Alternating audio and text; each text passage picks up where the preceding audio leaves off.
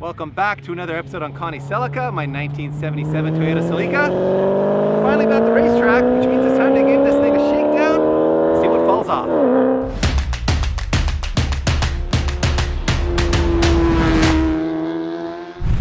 We're here at Toronto Motorsports Park on a cool fall day to find out how Connie Celica likes the racetrack. Actually, we're not really trying to find out how she likes the racetrack, we're just trying to find out how it drives, aren't we? We've driven it very briefly on the street and we know that the brakes are like super touchy. I don't know if I've gone too big on the 1-inch master cylinder and if that's why the brakes just like come on mega strong all of a sudden. Or the pads. Or the pads. Too aggressive. Or there's a bias issue. There's so much going on here that aren't standard parts in this car.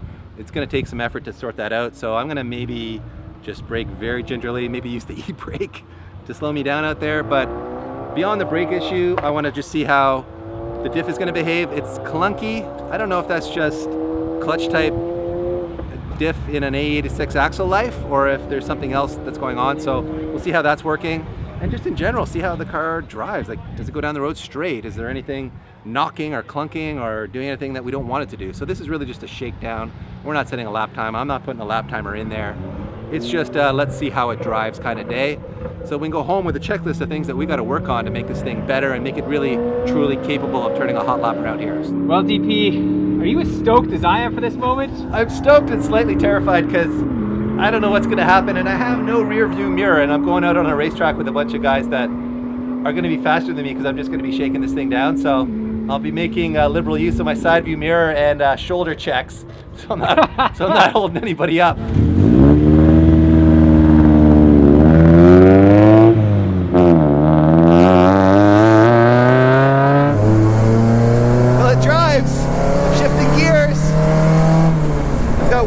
Up through the center tunnel here because we still have a big hole that we need to patch up. I'm just going to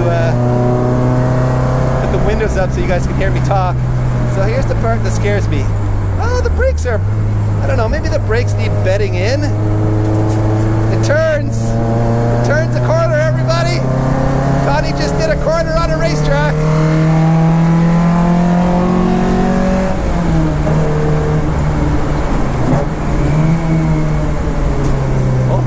Flopping around a lot. And I got no side view mirror. Oh yeah, I got a car behind me. Okay, I gotta point this guy by in a minute. This is such a bad idea. Oh, the car is sputtering. I think I'm out of gas. Oh man, not even one lap down.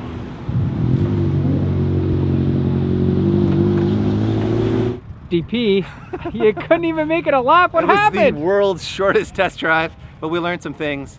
First and foremost, a Beams engine requires gas, and in the corners it was starving. Oh, so, no. I don't know how much we put in for the dyno session, probably 20 liters, and clearly we used that all up because it was running out of gas. The brakes weren't as bad as I thought though. I could modulate them a little bit. Maybe they're starting to bed in? And then at 50% of travel, it would suddenly go boom really hard. So there's still something weird going on there, but maybe bedding in will help. We'll have to see. Other than that, I mean, it turned a corner. It didn't spin out. It didn't lock anything up. It didn't do anything. Did you go full throttle? No. Oh, no, come on. I didn't. I was trying to ease into it. I was trying to be responsible, but I did notice that the hood was vibrating like crazy over here because there's like a stopper there that's rotted out. So I have new ones. I was just waiting to put them on when we do paint body on the car. So other than that, I mean, I could smell fuel in the cockpit because we haven't put a proper firewall in to block the tank off from the rest of the cabin. And there's a vent tube that needs to go through the trunk floor that we haven't done yet. So it's just venting into the trunk. Not ideal, but anyway, we're learning things, Peter. First and foremost, put gas in your car. Special delivery, hang on a second. Wait a minute, you gotta come and show everyone this hat. This is how dedicated he is to the Corvette life. That's now. it, I'm a changed man. He stepped it up. I'm a changed man. He's taking it to a whole new level. All right, let's take Connie to a whole new level with a fresh 20-liter jug maybe? Enough in there that I could do a few more laps anyway.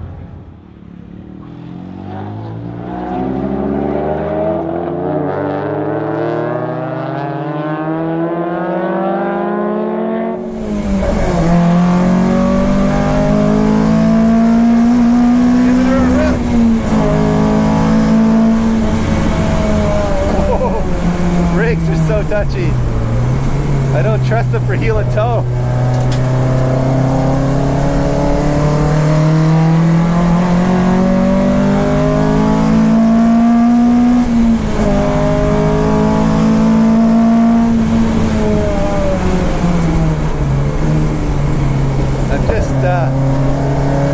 able to heel and toe because the brake pedals got so much travel that it's way too low. I can't reach the throttle by the time the brake kicks in.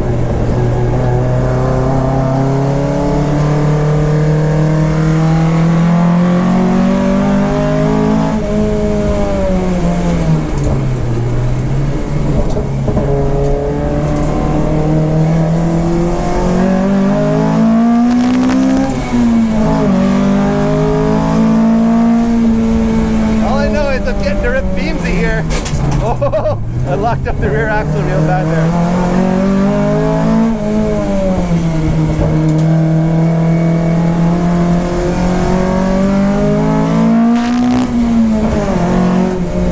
I'm so used to having brakes that I'm having to drive this whole track completely differently, but I don't even care. I'm on a racetrack. Connie, making beepsy noises. It actually corners quite well. I mean, we've got big R888Rs on here, 225, 50-15s all around, and she's got a lot of grip as a result. In the corners, it feels really stable. I'm liking the handling balance so far.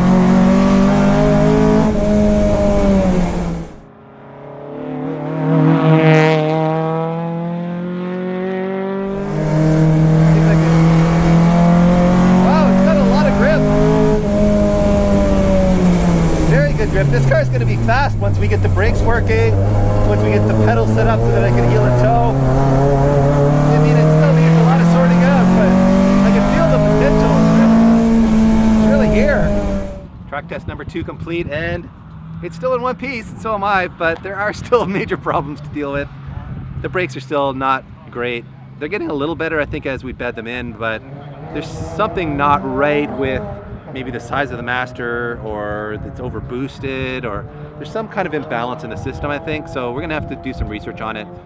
As it is, with the pedal travels being so far and then being like an on-off switch, I can't get the pedal in the right position to slow the car and then get onto the throttle to blip it for downshift, for heel and toe downshifting. So I'm having to downshift in a straight line and just like slowly slipping the clutch out so I don't lock up the rear end. So it means I can't really like attack the braking zones, but in the corners, this car was really good. It had a lot of grip and seemed very neutral, very stable. There was no sign of it being like excessively understeery or excessively oversteery. And I was pushing it hard enough that I was able to slide it around a bit in the S's. So I think as like a base setup for suspension, it's really, really good. So that's exciting to know that the car makes a lot of grip and seems well balanced. Once we get the brakes sorted out and a few other things like, I don't know, a cover on the tunnel so I'm not breathing all these fumes in, it's gonna be a lot better. Really strong smell of gas in there still. You were saying, Pete, that you could even smell it trackside? Yeah. That's a little disconcerting. I know, I thought, but we just checked it and there's no leaks. Because at first I was like, oh, there's got to be a leak, but it doesn't look like anything's leaking, so we're okay. What is going on there? So, DP, I got to know though, does it feel fast? It does feel fast, but I know it's going to be faster because I'm having to like let off the gas so early. But what it does do for me is the sound. Like the sound is amazing. I don't know how it sounded going down the front straight to you. It sounds good. Yeah, I like the exhaust note, everything. It sounds really, really good. So no, it's exciting just to hear Beamsy, really open up and have a good scream out here, which is not something you could really do responsibly on the street either. So I think that was a good reason to bring it here and just give her a good rip that way. The rear end seems fine. I didn't hear any clunking from the rear end when it's loaded in the corners and stuff. So I think that clunking is just kind of like typical low speed, free play, low speed stuff that you get with clutch type diffs. So I'm not too worried about the rear end. I think it's just like fuel fumes and brakes. We really got to get the brakes figured out and the position of the pedals sorted out so that I can heel and toe. So all in all, I think it's been a successful shakedown. We might go do another lap or two. I don't know actually if it's even worth it because we can't fix the brakes on site. We can't fix this fume issue on site. So I think maybe we're going to call it a wrap right now, PT. What do you say? I think that's it. Wrap her up. We had a successful day today. We did, Connie's running. She's on a racetrack. Come on. She is on a racetrack. This is a monumental day for you, DP. This has been a long time coming. It has. How many people can say they put their 1977 Toyota Celica on a racetrack, let alone one they rebuilt in their home garage and then at their shop with their buddies and with the help of a lot of great sponsors and great friends. So thank you very much, everyone, for your continued support on Connie Celica, the love of my life, next to my wife and my kids, of course. I had to say that, everybody. We will be back with more Connie Celica in the nearest future, but we're going to call it a wrap on this part of the build. We have to finish our drift builds. We've got a couple of new and exciting projects coming for you in the new year, so we're going to keep chipping away at her, but she's going to have a bit of a nap, I think, over the winter, and we'll get her ready for some real hot laps come spring. But wait, there's more!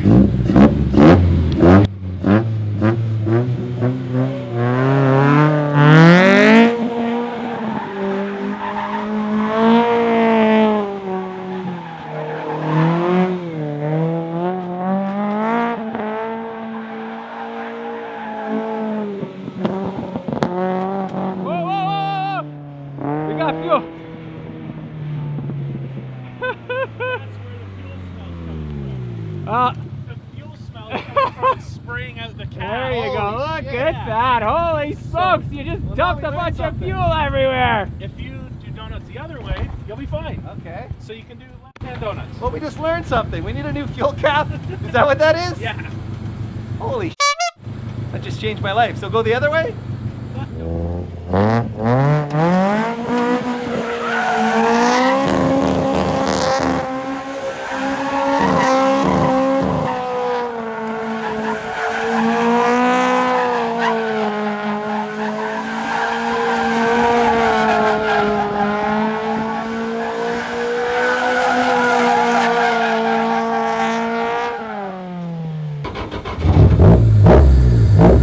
This is gonna be a first here. First two-man ride in the Celica here, huh? Yeah, look at that. Don't look down, PT, or you see that. Yeah. Oh my goodness, you guys gotta see that. No big deal. That's just the drive shaft rotating. It's perfectly safe, everyone.